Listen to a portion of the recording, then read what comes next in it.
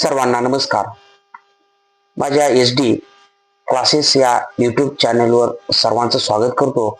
आपण या चॅनलवर 2025 मधील महत्त्वाच्या चालू घडामोडीचा संदर्भ पाहणार आहोत. तसेच इतर स्टॅटिक GK असेल किंवा मराठी व्याकरण किंवा स्पर्धा परीक्षा संदर्भात महत्त्वाचे जे काही संदर्भ असतील ते आपण या ठिकाणी पाहणार आहोत. तर आपण जर चॅनलला नवीन असाल तर चॅनलला सबस्क्राईब करा आणि या व्हिडिओला जास्तीत जास्त लाईक करून आपण हा व्हिडिओ जास्तीत जास्त शेअर करा. तर जास्तीचा वेळ न लावता या व्हिडिओमध्ये आपण बघूया 2025 मधील प्रमुख पुरस्कार. 2025 मधील जनस्थान पुरस्कार जो देण्यात आला 18व्या क्रमांकाचा हा पुरस्कार. विजेते आहेत सतीश आळेकर. महत्वाचे लक्षात असू द्या, 18व्या क्रमांकाचे विजेते आहेत जनस्थान पुरस्कार 2025 सतीश आळेकर. मग या ठिकाणी हा जो काही जनस्थान पुरस्कार आहे तो प्रथम पुरस्कार बघा 1991 मध्ये विजय तेंडुलकर यांना देण्यात आलेला होता. तर याच्यानंतरची पुढची फॅक्ट आहे ज्ञानपीठ पुरस्कार 2024. या ठिकाणी 59व्या क्रमांकाचा हा पुरस्कार जो की बघा विजेते आहेत विनोद कुमार शुक्ला हिंदी साहित्यिक. छत्तीसगड राज्याचे हे रहिवासी विनोद कुमार शुक्ला यांना हा पुरस्कार या ठिकाणी देण्यात आला. तर एकूण आतापर्यंत जर पाहिलं आपण तर 12 हिंदी साहित्यिक आहेत. सर्वाधिक म्हणजे की ज्ञानपीठ पुरस्कार विजेती भाषा म्हणून जर आपण पाहिली तर हिंदी असणार आहे. 12 विजेते राहिलेले आहेत आतापर्यंत आणि 12 विजेते विनोद कुमार शुक्ला हे आहेत. तर 2023चा जर आपण विचार केला 2023 म्हणजेच 58व्या क्रमांकाचा ज्ञानपीठ पुरस्कार कोणाला मिळाला होता तर कवी गुलजार आणि जगद्गुरु रामभद्राचार्य यांना हा पुरस्कार मिळालेला दिसून येतो. तर या ठिकाणी लक्षात घ्या कवी गुलजार यांच्या बाबतीत महत्वाचं म्हणजेच की बघा एकूण उर्दू साठी हा पुरस्कार त्यांना देण्यात आला आणि जगद्गुरु रामभद्राचार्य यांना संस्कृत साठी हा पुरस्कार देण्यात आला. पुढची फॅक्ट आहे मित्रांनो युवा साहित्य पुरस्कार 2025 आपल्याला पाहायचा आहे. या ठिकाणी युवा पुरस्कार किंवा युवा साहित्य पुरस्कार म्हणूया आपण. मराठी विजेते या ठिकाणी प्रदीप कोकरे. बघा यांचं साहित्य आहे प्रदीप कोकरे यांचं खोल खोल दुष्काळ डोळे. प्रदीप कोकरे युवा साहित्य पुरस्कार 2025 विजेते.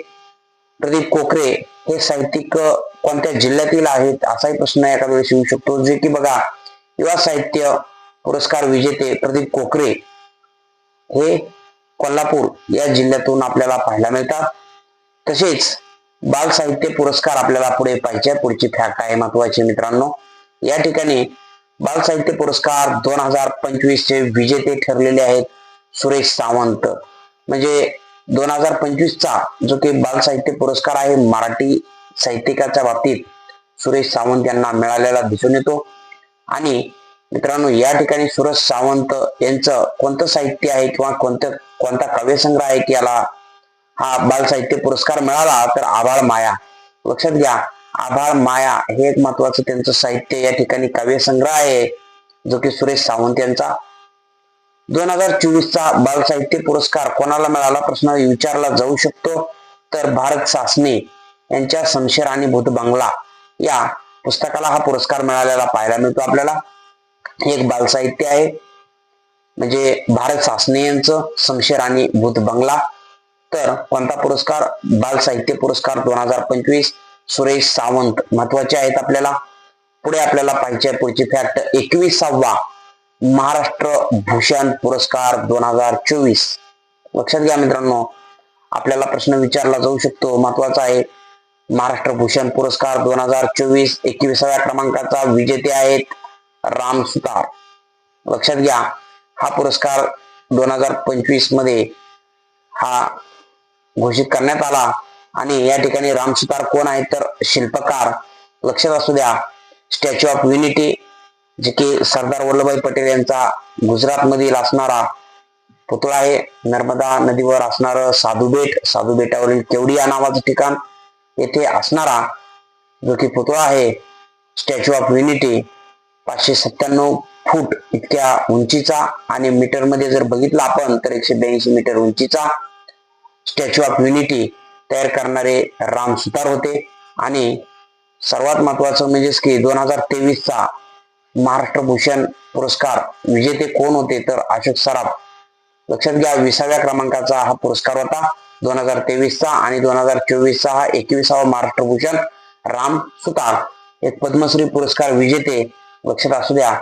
नंतर आपल्याला पुढची फॅक्ट पाहिजे आहे 2024 आणि 25चा गान सम्राज्ञी. लक्षात घ्या 2024 आणि 25 साठीचा गान सम्राज्ञी लता मंगेशकर पुरस्कार कोणाला देण्यात आला असाही प्रश्न या ठिकाणी आपल्याला लक्षात घ्यायचा आहे. तर पार्श्वगायक भीमराव पांचाळे यांना हा पुरस्कार या ठिकाणी देण्यात आलेला आहे. लक्षात घ्या भीमराव पांचाळे.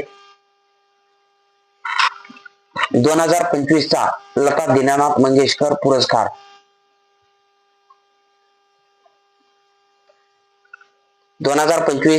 लता दीनानाथ मंगेशकर पुरस्कार विजेते या ठिकाणी कुमार मंगलम बिर्ला. उद्योगपती कुमार मंगलम बिर्ला यांना हा पुरस्कार देण्यात आलेला दिसून येतो आपल्याला.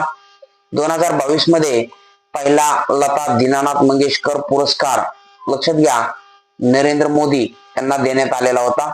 म्हणजे की लता दीनानाथ मंगेशकर पुरस्काराची सुरुवात जर आपण लक्षात घेतली तर 2022 ची सुरुवात असेल आणि पहिलाच लता दीनानाथ मंगेशकर पुरस्कार हा पंतप्रधान नरेंद्र मोदी यांना मिळाला. महत्वाची फॅक्ट असेल मित्रांनो. पुढची फॅक्ट आहे बघा 2025 मध्ये लोकमान्य राष्ट्रीय किंवा लोकमान्य टिळक राष्ट्रीय पुरस्कार 2025 पुरस्कार विजेते या ठिकाणी लक्षात घ्यायचे आहेत नितीन गडकरी. केंद्रीय परिवहन व महामार्ग बघा मंत्री म्हणून या ठिकाणी त्यांच्या बाबतीत बघा 43व्या क्रमांकाचा पुरस्कार किंवा 43वी व्यक्ती आहेत लोकमान्य टिळक राष्ट्रीय पुरस्कार विजेते नितीन गडकरी. 2025चा हा पुरस्कार आहे मित्रांनो लक्षात घ्या. तर आपल्याला या ठिकाणी बघा एक महत्वाचं व्यक्तिमत्व विचारलं जाऊ शकतं. 2024चा लोकमान्य टिळक राष्ट्रीय पुरस्कार महत्वाचा असणार आहे सुधा मूर्ती यांना मिळाला. इन्फोसिसचे असणारे संस्थापक अध्यक्ष नारायण मूर्ती यांच्या असणाऱ्या त्या अर्धांगिनी सुधा मूर्ती यांना हा पुरस्कार मिळाला. नारायण मूर्ती या ठिकाणी इन्फोसिसचे संस्थापक. लक्षात घ्या तसाही प्रश्न आपल्याला विचारला गेलेला आहे यापूर्वी. 2024 पुढची फॅक्ट आहे साहित्य अकादमी पुरस्कार मराठी विजेते या ठिकाणी लक्षात घ्यायचे आपल्याला. सुधीर रसाळ साहित्य अकादमी पुरस्कार मराठी विजेते 2024 सुधीर रसाळ. आणि त्यांचं साहित्य आहे विंदांचे गद्यरूप. सुधीर रसाळ यांचं हे साहित्य या साहित्याला हा पुरस्कार मिळाला. पुढची फॅक्ट आहे मित्रांनो या ठिकाणी लक्षात घेण्याजोगी 2025चा राजर्षी शाहू पुरस्कार IMP असणार आहे. 2025चा राजर्षी शाहू पुरस्कार या ठिकाणी विजेते आहेत चित्रपट आणि नाटक दिग्दर्शक जब्बार पटेल. 39वा हा पुरस्कार बघा डॉक्टर जब्बार पटेल यांना मिळाला राजर्षी शाहू पुरस्कार. पुढची फॅक्ट आहे मारुती चितमपल्ली निसर्ग मित्र पुरस्कार. लक्षात घ्यायचा आहे हा पुरस्कार 2025 साठी देण्यात आला होता राहीबाई पोपेरे यांना. बघा एक महाराष्ट्रातील पद्मश्री विजेत्या राहीबाई पोपेरे बीज माता म्हणून त्यांना ओळखलं जातं. म्हणजे बियांचं एक बँक तयार करण्याचं काम सुद्धा त्यांनी केलेलं होतं. विविध वनस्पतींच्या बिया एकत्रित करून त्यांनी एक सीड बँक तयार केल्यामुळं त्यांना बीज माता म्हणतात. राहीबाई पोपेरे या अहिल्यानगर जिल्ह्यातील अकोले येथील या रहिवासी आपल्याला असलेल्या दिसून येतात. तर पुढची फॅक्ट असेल महत्वाची मित्रांनो 2024चा विंदा करंदीकर जीवन गौरव पुरस्कार कोणाला मिळाला तर रवींद्र शोभणे. महत्वाचे साहित्यिक लक्षात घ्या रवींद्र शोभणे यांना 2024चा विंदा करंदीकर जीवन गौरव पुरस्कार मिळालेला दिसून येतो. 97 अखिल भारतीय मराठी साहित्य संमेलन जे झालेलं होतं 2024 अंमळनेर या ठिकाणचं जिल्हा जळगाव त्याचे ते अध्यक्ष सुद्धा आपल्याला राहायला दिसून येतात. महत्वाचं म्हणजे की 2025चा जागतिक अन्न पुरस्कार महत्वाचा असणार आहे मित्रांनो. तर जागतिक अन्न पुरस्कार विजेत्या मारियांगेलो हंग्रिया लक्षात घ्यायचं आपल्याला. बघा या कोणत्या देशाच्या आहेत तर ब्राझील या देशाच्या आहेत. एक मृदा जीवशास्त्रज्ञ म्हणूनही त्यांचं त्या ठिकाणी लक्षात घ्या. आणि कार्य महत्वाची गोष्ट म्हणजे की बघा पहिला जागतिक अन्न पुरस्कार महत्वाचा म्हणजे की 1987 मध्ये हा पुरस्कार सुरुवात झालेली आहे आणि हा पहिलाच पुरस्कार एम.एस. स्वामीनाथन यांना देण्यात आलेला दिसून येतो. भारतीय हरित क्रांतीचे जनक एम.एस. स्वामीनाथन. लक्षात घ्या प्रश्न महत्वाचा असणार हा सुद्धा.